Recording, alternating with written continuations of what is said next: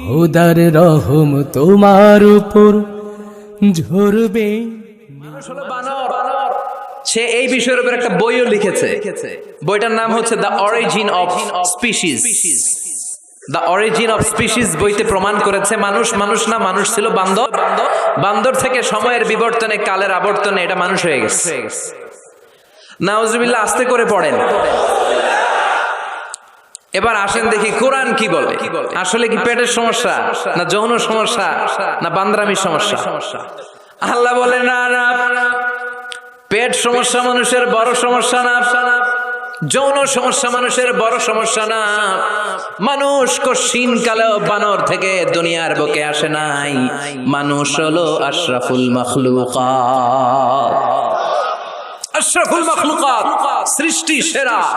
তার শ্রেষ্ঠত্ব আল্লাহ এত দিয়েছে, মাটি দিয়ে তাকে তৈরির পরও নূরের ফেরেশতা তাকে সেজদা দিতে বাধ্য হয়েছে। তুমি মাটির আদমকে প্রথম সৃষ্টি করিয়া ঘোষণা করিয়া দিলে শ্রেষ্ঠ বলিয়া, তাই তো নূরের ফেরেশতা করে আদমকে সেজদা। পড়েন, তাই তো নূরের ফেরেশতা করে আদমকে সেজদা। সবার চেয়ে সম্মান দিলে মাটির আদমকে। সবাই পড়বেন, আল্লাহু আল্লাহু তুমি জাল্লে জালালুহু, শেষ করা তো যায় না গে তোমার গুণগান। আল্লাহু আল্লাহু পড়েন, আল্লাহু আকবার। আল্লাহ বললেন না, পেটের সমস্যা বড় সমস্যা না, যৌন সমস্যা বড় সমস্যা না। মানুষ বানর থেকে আসে নাই, মানুষ হলো আশরাফুল মাখলুকাত। ওয়ালাকাদ কাররামনা বানি আদম ওয়া হামালনাহুম ফিল বাররি ওয়াল বাহরি ওয়া রাযাকনাহুম মিনাত তাইয়্যিবাত وَفَضَّلْنَاهُمْ عَلَى كَثِيرٍ مِّمَّنْ خَلَقْنَا تَفْضِيلًا পড়েন সুবহানাল্লাহ। আমি মানুষকে অনেক সম্মান দিয়েছি, জলে স্থলে বিচরণের সুযোগ করে দিয়েছি, পবিত্র খাবার তার জন্য রিজিক হিসেবে দিয়েছি, আর মানুষকে সব সৃষ্টির মধ্য থেকে শ্রেষ্ঠত্ব দিয়েছি। কার কথা? দলিল পাইছেন? ওয়ালাকাদ কাররামনা Bani Adam, I have dignified the status of the sons of Adam and Eve. আদমের সন্তানদেরকে আমি পৃথিবীতে সবচাইতে বেশি সম্মান দিয়েছি। কেমনে আদম বানর থেকে আসবে? আদমরে তো আমি বানাইছি। লাম্মা খালাকাল্লাহু আদামা ওয়া কানা তুলুহু 60 যিরাআন, বুখারীর বর্ণনা। আল্লাহ বললেন, আদমকে যখন আমি বানালাম 60 গজ লম্বা করে বানালাম। 60 যিরাআন, বুখারীর বর্ণনা, সহিহ বুখারীর রেফারেন্স। যখন আদমকে আমি বানিয়েছি 60 হাত লম্বা করে বানিয়েছি। তোমরাও যখন জান্নাতে যাবে 60 হাত লম্বা হয়ে যাবে। আদম আলাইহিস সালামকে আল্লাহ কয় হাত লম্বা করে বানালেন? হ্যাঁ, আমনে কয় হাত? আমি কয় হাত? কথা কন। ফেরাউন কয় হাত? এবার খাইছে ধরা। হ্যাঁ, ফেরাউনের ব্যাপারে অনেক মিথোলজি আছে দেশে, যে অনেক লম্বা। এক বক্তার ওয়াজেও শুনছি আমার পাগড়ি দিয়ে আমি মাইপ পাইছি 60 হাত লম্বা। কিন্তু আমি তো মিশরে ছিলাম, আমি দেখেছি ফেরাউন আসলে এত লম্বা নয়। ওর আসল নাম মিনেফতাহ রামসিস আস-সানি, দ্বিতীয় রামসিস। ফেরাউন বা ফারাও হচ্ছে মিশরের সিংহাসনে যারা বসে ওদের উপাধি। যেমন প্রেসিডেন্ট বা রাষ্ট্রপতি, এটা কি কারো নাম? যেই ওই চেয়ারে বসবে, বঙ্গভবনে থাকবে উনি রাষ্ট্রপতি। তো যারাই মিশরের সিংহাসনে বসে তারাই ফারাউস বা ফেরাউন। এই ফেরাউনের সাথে কিন্তু আমি কথা কইছি। বিশ্বাস হয় না? তবে এক পেশে কথা, মানে ও কথা কয় না, আমি কইছি খালি। ও মিয়া, এক পেশে কথা হয় না? আপনারা মাঝে মাঝে আল্লাহর সাথে কথা কন না? বলি না, আল্লাহ রে অসুস্থ, তুমি দেখো না, সুস্থ করে দাও আল্লাহ। বলি না আমরা বিড়বিড় করে? কথা তো বলি, এক পেশে কথা। তো ফেরাউনের সাথেও আমি বলছি। মিশরে যে আমার অনেক আকাঙ্ক্ষা ছিল যে এইটারে দেখতে হবে আগে। তো ফ্রিতে দেখেছি, ফর ফ্রি। আমাদের আল আজহার ইউনিভার্সিটির যে কার্ড ছিল, ওই কার্ড ছিল জামিয়াতুল আজহার শরীফের কার্ড, ওটা দিয়ে আবার ফ্রিতে অনেক জায়গায় যাওয়া যায়। তো একবারই দেখেছি আমি মিশরের রাজধানী কায়রোর যে জাতীয় জাদুঘর ওদের রয়্যাল মমিস চেম্বারের সেকেন্ড ফ্লোরে ওকে শোয়া রাখা হয়েছে। তো অনেক আশা ভরসা নিয়ে গেলাম, ঢুইকাই দেখি ওই রুমের ভিতরে ফেরাউন চাচা শুয়ে রয়েছে। তো যেই ফেরাউনকে জিজ্ঞেস করলাম, হেই ম্যান, হোয়াটস আপ, কেমন আছো? কিন্তু ওর মুখ দিয়ে কোনো কথা নাই। অনেক কিছু জিজ্ঞেস করলাম যে তুই এত বড় কলিজা হইলো কেমনে, তুই আমার নবী মুসারে ধমক দিলি কি করে? আল্লাহর পয়গম্বরকে তুই ধমক দিয়েছিস, তোর এত বড় বকের পাটা কেটে অনেক কথা বললাম, কিন্তু আজকে ওর কোনো আওয়াজ নাই। আমিও পাইছি সুযোগ, আমার করার সুযোগ নাই। ইচ্ছা মতো দোলাই করলাম ফেরাউন রে। আল্লাহু আকবার। ওর ধমকিতে নাকি মিশরের জমিন কাঁপতো, কিন্তু আজকে ওরা শুটকি বানায় রাখছে কে? এজন্য ওর মতো গাদ্দারে যদি এখনো কেউ করে, ওর থেকে শিক্ষা নেওয়ার দরকার আছে না নাই? খেয়াল রাখবেন, আল্লাহ ফেরাউনকে অনেক ছাড় দিয়েছে কিন্তু ছেড়ে দেয় নাই। আল্লাহর সুন্নাত হচ্ছে আল্লাহ ছাড় দেয়, ছেড়ে দেয় না। আল্লাহ কি দেয়? কি দেয় না? ফেরাউন রে কি দিছিল? কি দেয় নাই? নমরুদ রে কি দিছে? কি দেয় নাই? আবু জাহেলকে ছাড় দিয়েছে, ছেড়ে দেয় নাই। এখনো যদি ফেরাউনের পথে কেউ হাঁটে, ওকে আল্লাহ দেখা যাবে ছাড় দিচ্ছে কিন্তু ছেড়ে দিবে না। চিল্লা বলো ঠিক। পৃথিবীতে কেউ তো স্থায়ী হয় না, হোক না সে ফেরাউন কিবা নমরুদ। কেউ ভাবে চিরদিন রয় না, কেউ ভাবে চিরকাল রয় না। পৃথিবীতে কেউ তো স্থায়ী হয় না, হোক না সে ফেরাউন কিবা নমরুদ। কেউ ভাবে চিরদিন রয় না। জোরে বলেন ঠিক কিনা? কেউ থাকবে না, চলে যেতে হবে। এজন্য খুব সাবধান। আল্লাহ বললেন, গোলাম, পেটের সমস্যা বড় সমস্যা না, যৌন সমস্যা বড় সমস্যা না। মানুষ বানর থেকে আসে নাই, মানুষকে আশরাফুল মাখলুকাত বানিয়েছে কে? আবার মানুষকে আল্লাহর খলিফা বানিয়েছে কে? ইন্নী জাইলুন ফিল আরদি খলিফা। আমি মানুষকে দুনিয়ার বুকে আমার প্রতিনিধি বানিয়েছি। সুবহানাল্লাহ। আমরা আল্লাহর প্রতিনিধি, ভাইস জেরেন্ট অফ আল্লাহ, লিইজরাই আহকামিহি ওয়া লিতানফিজি আওয়ামিরিহি ফিদ দুনিয়া। এই দুনিয়ার বুকে আল্লাহর আদেশ নিষেধ বাস্তবায়ন করার জন্য তার খলিফা হয়ে আমরা পৃথিবীতে এসেছি। চিল্লায় বলেন ঠিক কি না? আল্লাহ বললেন, চোর যদি চুরি করে হাত কেটে দেয়, কার আইন? السارق والسارقة فاقطعوا أيديهما جزاء بما كسبا نكالا من الله والله عزيز حكيم। এটা কার কথা? If anyone steals something very precious from the society, the government should cut down his right hand. চুরি করলে যদি সাক্ষী সামন্তের দ্বারা প্রমাণিত হয়, আল্লাহর আদেশ হচ্ছে ওর ডান হাতটা কোপ মেরে কেটে দে। তবে এটা আমরা কাটবো না, এটা গভর্নমেন্ট কাটবে, কিন্তু আইনটা কার? এদিকে কোনোভাবে এটারে উল্টাপাল্টা করার সুযোগ আছে? খেয়াল করে শুনেন। মদিনাতে বনু মাখজুমিয়া গোত্রের এক মেয়ে চুরিতে ধরা পড়ল। এখন এই মেয়ে ছিল অনেক বংশীয় একটা মেয়ে। সাহাবারা দেখলো এই মেয়ের হাত যদি বিশ্বনবী কেটে দেয়, তাহলে তো মদিনাতে মারামারি লেগে যাবে। সবাই ভাবলো বিশ্বনবীরে বলি, নবী মাফ করে দেন, কেটে দিয়েন না। কিন্তু বিশ্বনবীর সামনে দাঁড়িয়ে বলার সাহস কারো হয় না। বিশ্বনবীর পালক পুত্র যায়েদ বিন হারেসা, তার ছেলে উসামারে বিশ্বনবী বড্ড ভালোবাসে। ওনাকে বলা হতো হুব্বু রাসূলিল্লাহ, বিশ্বনবীর ভালোবাসা। সবাই বলে, উসামা আমরা পারবো না, তুই যা বিশ্বনবীর কাছে যে সুপারিশ কর, নবী যেন মেয়েটার হাত কেটে না দেয়। উসামা যে ডাক দিয়ে বলে, নবী এই মেয়েটার হাত কেটে দিয়েন না। বিশ্বনবীর চেহারাটা মুহূর্তের মধ্যে আগুনের গোলার মতো লাল হয়ে যায়। রেগে গেলেন, বললেন, উসামা এত বড় সাহস তুই পেলি কই? এটা আল্লাহর আইন। লাউ কানাত ফাতিমাতু বিনতি মুহাম্মাদিন সারাকাত লাকাতা মুহাম্মাদুন ইয়াদাহা। ওই বনু মাখজুমিয়া গোত্রের মেয়ে তো অনেক কাছের কথা, আমার কলিজার টুকরা, নয়নের পুটুলি। ফাতেমাও যদি চুরি করে ধরা পড়ে, তার ডান হাত কেটে দিতে আমি বিশ্বনবী এক সেকেন্ডও দেরি করব না। আইনটা কার? এই চোরের বিচার হোক, আমরা চাই কি চাই না? একটা চোরের বিচার যদি আমাদের 17 কোটি মানুষের প্রধানমন্ত্রী, মাননীয় প্রধানমন্ত্রী শেখ হাসিনার তত্ত্বাবধানে জাতীয় মসজিদ বাইতুল মোকাররমের সামনে যদি একটা বড় চোরের হাত কেটে দেয়া হয়, আর সবগুলো টেলিভিশন চ্যানেল যদি লাইভ সরাসরি সম্প্রচার করে, আমরা সবাই যদি দেখি, বাংলার জমিনে আর কোন চোর খুঁজে পাওয়া যাবে? এই কোরআনের বিধানগুলো বাংলার জমিনে কায়েম হোক, আমরা চাই কি চাই না? তবে লাউ সুর, কদু সুর, মুরগি সুর, এই সুর না, এগুলা পরে আরো বড় সুর আছে,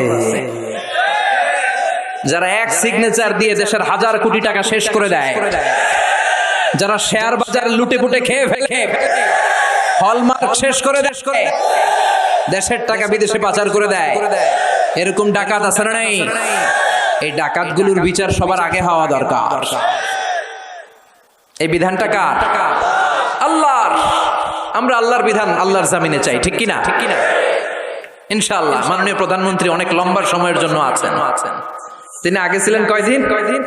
10 বছর, এখন পাইছে আরো 5 বছর। ইনশাআল্লাহ আস্তে আস্তে আস্তে আস্তে আস্তে আস্তে উনিও হয়তো এই সুন্দর সুন্দর বিধানগুলো বাংলাদেশটারে একটা শান্তিপূর্ণ দেশ হিসেবে গোটা বিশ্বের দরবারে পরিচিত করার জন্য এই বিধানগুলো হয়তো একদিন, আমরা আশা করি, আমরা স্বপ্ন দেখি, আমাদের প্রিয় প্রধানমন্ত্রী, মাননীয় প্রধানমন্ত্রী বাংলার জমিনে এই বিধানগুলো কায়েম করবে। জোরে কোন ঠিক কিনা? খলিফাতুল্লাহ ফিল আরদ।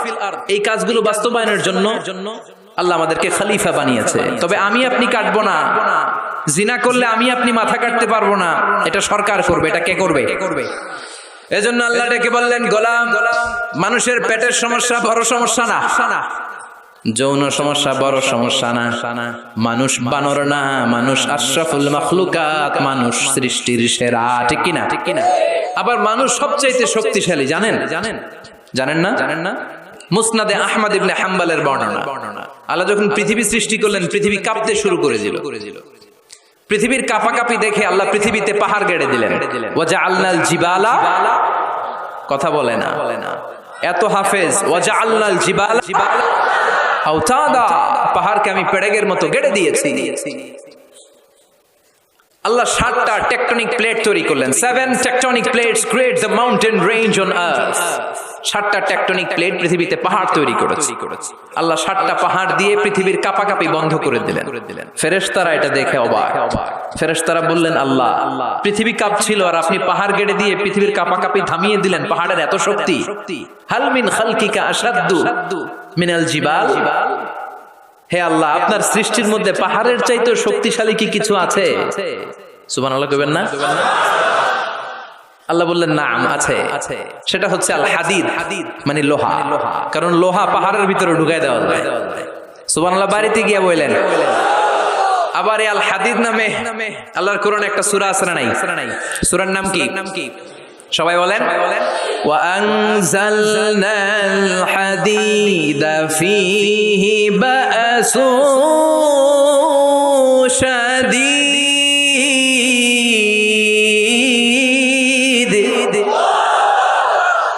আমি আকাশ থেকে লোহা নাজিল করেছি, লোহার মধ্যে অনেক শক্তি আমি ঢুকিয়ে দিয়েছি। ওয়া মানাফিউ লিন-নাস, আবার লোহার ভেতরে মানুষের জন্য উপকার আছে না নাই? এমন কিছু বানানো যায় না লোহা ছাড়া। এই যে মাইক বানাইছে লোহা আছে না নাই? ঘড়ি বানাইতে লোহা, বাড়ি বানাইতে গাড়ি, কম্পিউটার, প্লেন, রকেট, বন্দুক। সুবহানাল্লাহ কইবেন না? সব কাজে লোহা লাগে। আল্লাহ বললেন, লোহা পাহাড়ের চাইতেও শক্তিশালী, পাহাড়ের ভেতরে আমি লোহা গেড়ে দিয়েছি। ফেরেশতারা বললেন, মাবুদ, বুঝলাম পাহাড়ের চাইতেও লোহা বেশি শক্তিশালী। হাল মিন খালকিকা শাইউন আশাদ্দু মিনাল হাদিদ। এবার আমাদেরকে বলেন, আপনার সৃষ্টিকুলের মধ্য থেকে লোহার চাইতেও শক্তিশালী কিছু আছে নাকি? আল্লাহ বললেন, লোহার চাইতেও শক্তিশালী আরেকটা জিনিস আছে, সেটা হলো আন্নার, মানে আগুন। সেটা কি? সবাই কন। আগুনের স্পর্শ পেলে লোহাও গলে যায়। সুবহানাল্লাহ পড়েন। ফেরেশতারা বললেন, আল্লাহ, আগুনের চাইতেও শক্তিশালী কিছু আছে নাকি? আল্লাহ বললেন, আছে। সেটা কি? আল্লাহ বললেন, আল মা, মানে পানি। আগুনের মধ্যে যদি পানি ঢেলে দেয়া হয়, আগুন তার অস্তিত্ব হারিয়ে ফেলে, ঠিক কি না? ফেরেশতাদের প্রশ্নেরও শেষ নাই, আল্লাহর উত্তরেরও। ফেরেশতাদের কৌতূহল আরো বেড়ে যায়। ফেরেশতারা আবার বলে, মাবুদ, আপনার সৃষ্টিকুলের মধ্য থেকে পানির চাইতেও শক্তিশালী কিছু আছে নাকি? আল্লাহ বলে, আছে। আর রিহ, মানে বাতাস। মানে কি? বাতাস। কারণ বাতাসের ধাক্কায় সাগরের পানিতে দোলা খেলে, বাতাসের গর্জনে সাগরের মধ্যে উচ্ছ্বাস তৈরি হয়, শুরু হয় জলোচ্ছ্বাস, ঠিক কি না? ফেরেশতারা আবার অবাক হয়ে বলে, ও মাবুদ, এই বাতাসের চাইতেও শক্তিশালী কিছু আছে নাকি? আল্লাহ বললেন, বাতাসের চাইতেও শক্তিশালী আছে। ফেরেশতারা বলল, সেটা কি? আল্লাহ বললেন, বাতাসের চাইতেও শক্তিশালী আশরাফুল মাখলুকাত মানুষ। সকল ব্যথার বোঝা বইতে পারে, সব জ্বালা যাতনাও সইতে পারে। বিপদ আপদ এলে আল্লাহকে ডাকে, তার দয়া করুণায় ভরসা রাখে। হারায় না হুশ, সেই তো মানুষ, সেই তো মানুষ। ঠিক কি? আল্লাহ বললেন, মানুষ শক্তিশালী, তবে ওই মানুষ যেই মানুষ ডান হাত যা দান করে বাম হাত সেটা টের পায় না। সুবহানাল্লাহ পড়েন। তার মানে আপনারা সবচেয়ে শক্তিশালী। আল্লাহর এই স্টেটমেন্ট অনুযায়ী, মুসনাদে আহমদ ইবনে হাম্বলের রেফারেন্স অনুযায়ী, আজকে জামিয়া কাসিমিয়ার জন্য যারা দুহাত খুলে দান করেছেন, তাদের চেয়ে শক্তিশালী আল্লাহর জমিনে, আকাশের নিচে জমিনের উপরে দ্বিতীয় কেউ নাই। জোরে বলেন ঠিক কি? সবচেয়ে শক্তিশালী তারা। ডান হাত যেটা দান করে বাম হাত সেটা টের পায় না, এরকম দানবীর আছে না নাই? যাকাত যখন দিতে মনে চায় এইভাবে যাকাত দিবেন, কবুল করবে কে? দে যাকাত, দে যাকাত, তোরা দে রে যাকাত, তোর দিল খুলবে পড়ে আগে খোলো খাত। দে যাকাত, দে যাকাত, তোরা দে রে যাকাত। সুবহানাল্লাহ পড়েন। তার মানে মানুষের মতো মানুষ সবচেয়ে শক্তিশালী। মানুষের মতো মানুষ আশরাফুল মাখলুকাত। মানুষের মতো মানুষ হলো আল্লাহর খলিফা। কার কথা? সূরার নাম আরো জোরে পড়েন। আউযু বিল্লাহি মিনাশ শাইতানির রাজীম। বিসমিল্লাহির রহমানির রহিম। হাল আতা আলাল ইনসানি হিনুম মিনাদ দাহরি লাম ইয়াকুন শাইআম মাযকুরা। সুবহানাল্লাহ। কষ্ট হচ্ছে? আর কয়েক মিনিট একটু বসে থাকা যাবে না? যাবে যাবে যাবে। উঠা বসা করবেন না তো? এখন যেমনি চুপচাপ, পিন ড্রপ সাইলেন্ট, পিন পতন নীরবতা, আরো কয়েক মিনিট এরকম থাকবেন? উঠা বসা করবেন না তো? যেহেতু জাফরি হুজুর বলেছে আমরা সব সময় দোয়া করি না, হাত তুলে এভাবে মুনাজাত অফিশিয়ালি করি না, কিন্তু 3 দিন ব্যাপী যেহেতু সমাবেশ, হুজুরের নেতৃত্বে আমরা সংক্ষিপ্ত একটা দোয়া করে একসাথে বরকত নিয়ে বিদায় নিব ইনশাআল্লাহ। পড়েন। হুজুরের হাতে দোয়া না নিয়ে কে কে চলে যাবেন একটু হাত তুলে দেখা, দোয়াতে শরীক না হয়। আগে আগে ওই আল্লাহর ওলিদেরকে একটু চিনে রাখি। থাকবেন সবাই থাকবেন। আপনারাও যেহেতু আদা করেছেন, আমি বেশি লম্বা সময় নিব না, অল্প 2 মিনিট কথা বলে, 2 মিনিট কথা বলে। ঠিক আছে ইনশাআল্লাহ। তবে ওয়াদা যেহেতু করেছেন, ওঠা বসা করা যাবে। তাকবীর পড়েন, লিল্লাহি তাকবীর। আল্লাহ বললেন, হাল আতা আলাল ইনসানি হিনুম মিনাদ দাহর লাম ইয়াকুন শাইআম মাযকুরা। প্রতিটা মানুষের জীবনে এমন একটা সময় এসেছিল তখন উল্লেখ করার মতো সে কিছুই ছিল না। কার কথা? প্রতিটা মানুষের জীবনে একটা সময় এসেছিল উল্লেখ করার মতো সে কিছুই ছিল না। এই যে হাল দিয়ে আল্লাহ শুরু করেছেন, এই ইস্তেফহামটাকে বলে ইস্তেফহাম তাকরীরি। এখানে হাল বিমানা ক্বাদ, হাল আতা ইয়ানি ক্বাদ আতা আলাল ইনসান হিনুম মিনাদ দাহর ওয়া ক্বাদ লিতাহকিক। কদ আসে সুনিশ্চিত একটা ভাব দেখানোর জন্য। সুবহানাল্লাহ পড়েন। তার মানে আল্লাহ বললেন, প্রতিটা মানুষের জীবনে এমন একটা সময় ছিল লাম ইয়াকুন শাইআম মাযকুরা, তখন মানুষটা উল্লেখ করার মতো কিছুই ছিল না। এই আল ইনসান দ্বারা আল্লাহ কি বুঝিয়েছে? অনেক তাফসীর এসেছে। কেউ বলেছে ইনসান দ্বারা উদ্দেশ্য হচ্ছে সাইয়েদনা আদম, আবার কেউ বলেছে ইনসান দ্বারা উদ্দেশ্য হচ্ছে পৃথিবীর সব মানুষ। সাইয়েদনা আদম যদি ইনসান দ্বারা উদ্দেশ্য হয় তাহলেও ঠিক আছে। আদম আলাইহিস সালামের জীবনেও এমন একটা লম্বা সময় ছিল উল্লেখ করার মতো তিনি কিছুই ছিলেন না। সুবহানাল্লাহ পড়েন। আদম আলাইহিস সালামকে আল্লাহ নূর দিয়ে বানাইছে, তাই না? হ্যাঁ, কি দিয়ে? আরো জোরে, মাটি দিয়ে বানালেন। রাইসুল মুফাসসিরিন আব্দুল্লাহ ইবনে আব্বাস বলে, পৃথিবী থেকে আল্লাহ তাআলা মাটি নিয়ে আসলেন ফেরেশতাকে দিয়ে। ওই মাটিটার ধরন ছিল তিনুন লাজিব, এঁটেল মাটি। এঁটেল মাটি দিয়ে এত আঠা কিছু বানানো যায় না। ওই এঁটেল মাটির উপরে আল্লাহ 40 বছর বৃষ্টির পানি ঢাললেন। সুবহানাল্লাহ পড়েন। আকাশ বললেন ইয়া সামা আমতিরি আলাইহি 40 সানা, 40 বছর এঁটেল মাটির মধ্যে তুই বৃষ্টি ঢাল।